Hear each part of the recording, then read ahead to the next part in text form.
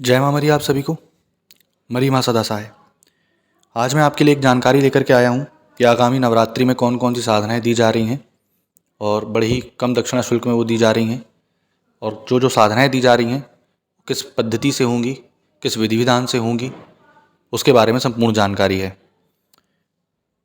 पहली बात तो ये कि जो भी साधना दी जाएगी वो देसी ग्रामीण पद्धति से दी जाएगी, जो कि बड़े ही कम सामग्री में आप यूज़ करते हैं, जो नॉर्मली घर पे ज़्यादातर पूजा पाठ का सामान मिल जाता है, उसी से आपको उस साधना को करना है। कुछ ऐसी साधनाएं हैं जो तामसिक हैं, कुछ ऐसी साधनाएं हैं जो सात्विक हैं, ठीक, और कुछ ऐसी साधनाएं हैं जो तामसिक सात्विक दोनों हैं। तो साधक के ऊपर डिपेंड करता है कि साधक कौन सी साधना करना चाहता है और कैसे। ये सारी साधनाएं प्रमाणिक हैं, सारे मंत्र गुरुमुखी हैं, देवमुखी हैं, सारे मंत्र शाबर हैं, और सारे मंत्र आपको नेट पर नहीं मिलेंगे, ठीक। तो पहले आते हैं, पहली साधना है दूल्हा-देव साधना। दूल्हा-देव साधना जो होगी सात्विक पद्धति से होगी, ग्रामीण देसी विधि विधान से, ठीक। लड्डू, पान, नारियल, बतासा, इन सब चीज़ के भोग से उनको आप प्रसन्न कर सकते हैं 9 दिन में, और अपनी कार्य सिद्धि ले सकते हैं, अपने काम करवा सकते हैं। तंत्र क्षेत्र में अगर आप आगे बढ़ रहे हैं तो दूल्हा-देव अति उग्र शक्ति है। वो अगर बिगड़ने में आ जाए तो बिगाड़ भी दे, बनाने में आ जाए तो ऊपर उठा दे। दूसरी, गंगाराम बाबा। गंगाराम अघोरी जी के बारे में मैं ज़्यादा नहीं बोलूँगा, कई सारे मैंने वीडियोज़ डाले हैं और सारे लोग जानते हैं कि गंगाराम अघोरी जी की पावर क्या है, गंगाराम अघोरी जी कितना काम करते हैं और कैसे काम करते हैं और क्या क्या काम कर लेते हैं। सारे चीज़ में, सारे, चाहे आप उसको अच्छे में चला दो चाहे बुरे में चला दो, वो ऐसा देवता है कि वो कभी पीछे नहीं हटता, अड़ा रहता है ना, गंगाराम अघोरी जी। उसके बाद आते हैं उनके भाई मनसाराम अघोरी जी। ये भी साधना जो होगी तामसिक साधना होगी, ये साधना सात्विक नहीं होगी। सारी साधनाएं जो होंगी लास्ट में आपको भोग देना है, पहले दिन कभी भोग नहीं लगता है तामसिक का। इसलिए आप कोई भी साधना, जो मैं भी जितनी साधनाएं बता रहा हूँ उसमें भूल जाएं कि आपको पहले दिन तामसिक भोग लगेगा, नहीं, नवमी के बाद ही आपको देना पड़ेगा। वो भी तामसिक भोग रहेगा तो तामसिक, सात्विक रहेगा तो सात्विक, ठीक। बाबा मनसाराम के बाद आते हैं कलवा पवन जी। कलवा पवन एक वीर हैं, ठीक, आपने देखा होगा लाठी और जो शुकर के बच्चे के साथ उनकी फोटो रहती है। अति उग्र प्रचंड है ना। इनके मंत्र पढ़ के मारने से ही, दारू फेंक के अगर मंत्र पढ़ के मारो तो सामने वाला खेलने लगता है, बोलने लगता है, उसके ऊपर सवारी आ जाती है। बहुत ज़्यादा उग्र हैं, अति उग्र और प्रचंड भी हैं।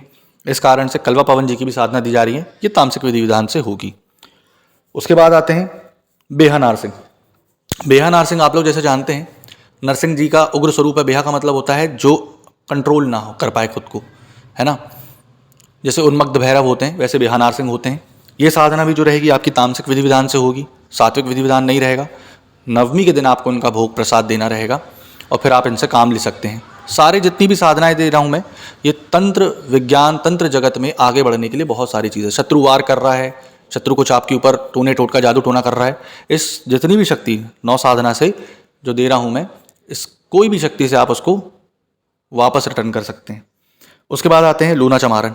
लूना चमारन जैसे कि आप जानते हैं कि एक बहुत ही बड़ी तांत्रिका थी, है ना। उनकी शक्तियाँ आज भी लोगों के लिए अच्छा और बुरा दोनों काम कर रही हैं, है ना। वशीकरण के लिए माहिर है लूना चमारन जी, ठीक। इस कारण से इनकी साधना जी जो रहेगी वो तामसिक ही रहेगी, सात्विक नहीं रहेगी इनकी साधना। उसके बाद आते हैं माता आसमानी की साधना।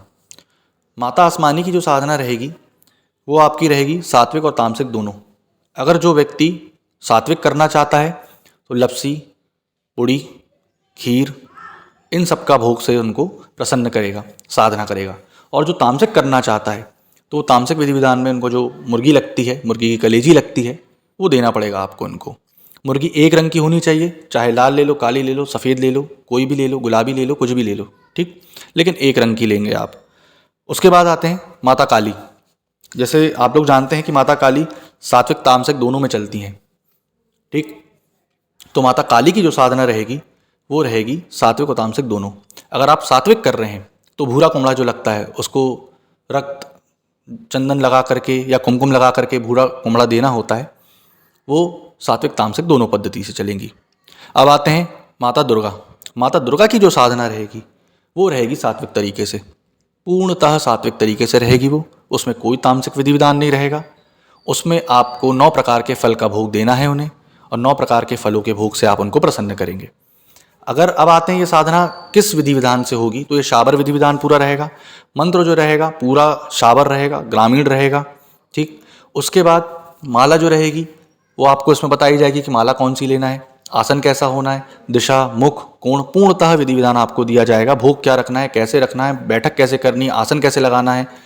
ठीक, ब्रह्मचार्य का पालन आप लोग को सभी को करना रहेगा, जो जो साधना लेगा। ठीक, काफ़ी लोगों ने ले ली है।